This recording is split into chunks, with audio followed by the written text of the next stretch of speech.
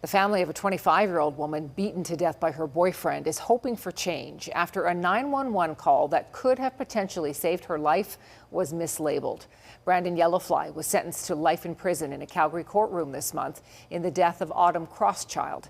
As Terry Fikowski reports, the young woman's loved ones believe several agencies failed to help when she needed it most. She was too kind and she never seen the bad in people.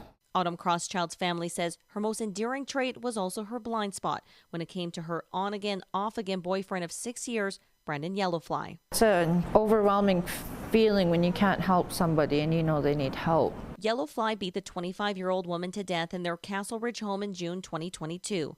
Court heard a neighbor who lived in the unit below called 911, worried a woman would be killed.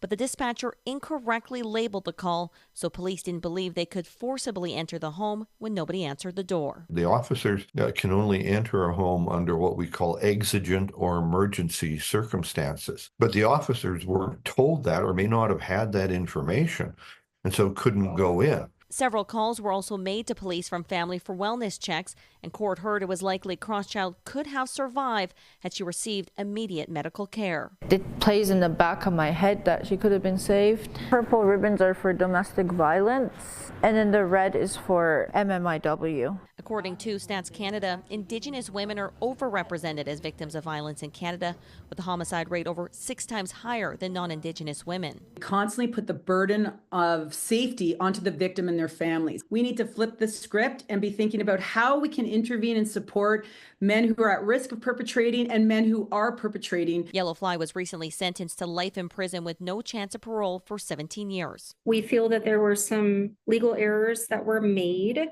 and we're giving advice to Mr. Yellowfly on his appeal rights. But Heavy Runner believes justice was served and hopes her sister's death leads to change. So it doesn't happen again to another person. It's devastating. Terry Fikowski, CTV News, Calgary. CTV did reach out to the city and police regarding the case, but did not hear back. If you or someone you know is at risk of violence, supports are available by calling or texting the Family Violence Line at 310-1818.